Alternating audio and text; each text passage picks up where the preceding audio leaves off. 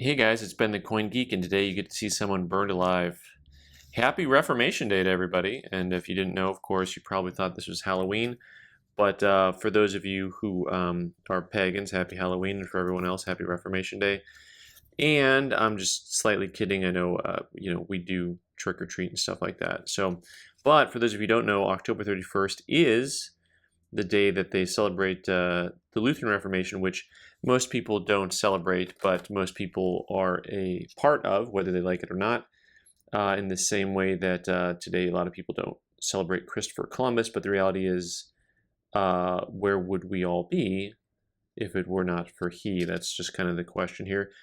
Martin Luther actually was a contemporary of Columbus, so for those of you who don't understand any of the history, he was Time's Man of the Millennia.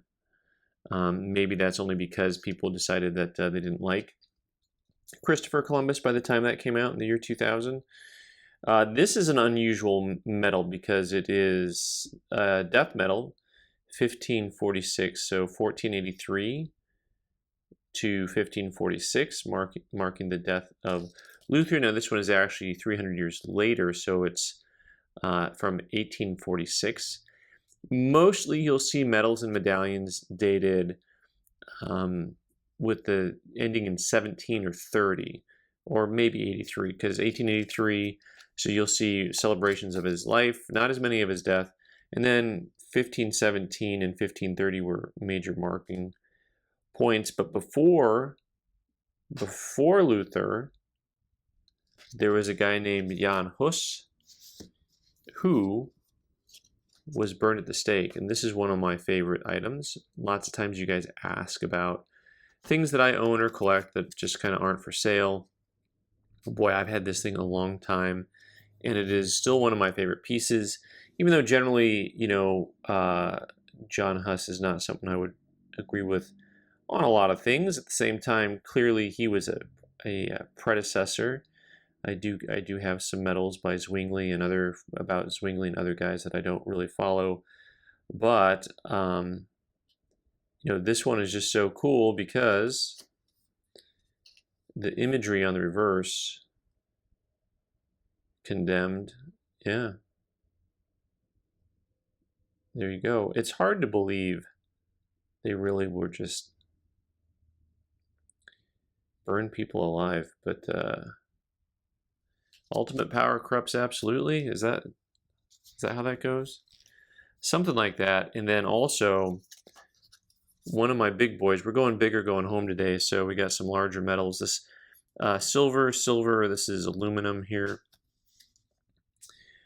And this one is pretty interesting. You'll see a lot of images similar to this of Luther. This taller, it's actually a 1.5 taller. And the fields have been smoothed, which happens a lot on these coins. Kind of hard to tell through the plastic, but that unnatural looking flow of metal right there, that's all from someone smoothing out the field. Oftentimes you'll see coins that had some circulation get touched up. They were probably touched up a long time ago. This coin's actually dated 1661, and you can see it's actually from Eisleben in Mansfield.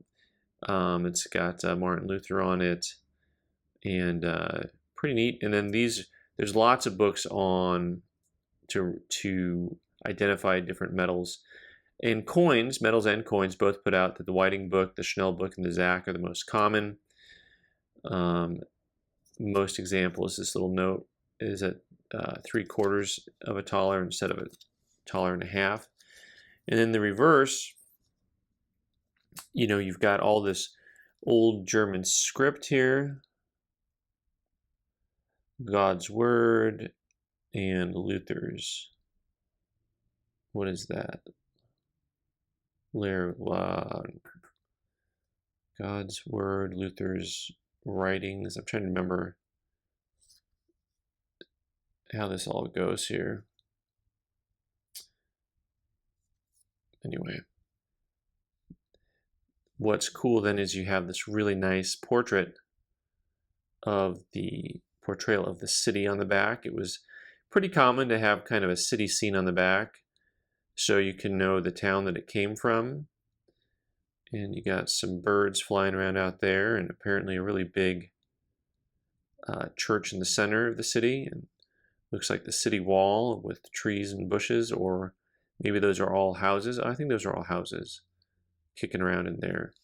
The dimensions are a little bit off. But anyways, these are things that I just have collected over the years. I haven't really added much to my collection over the last several years. I've just been focused on other stuff. There are a few things that I'm looking for. There's a coin from about the same time period with Martin Luther's wife on it. Catherine von Bora.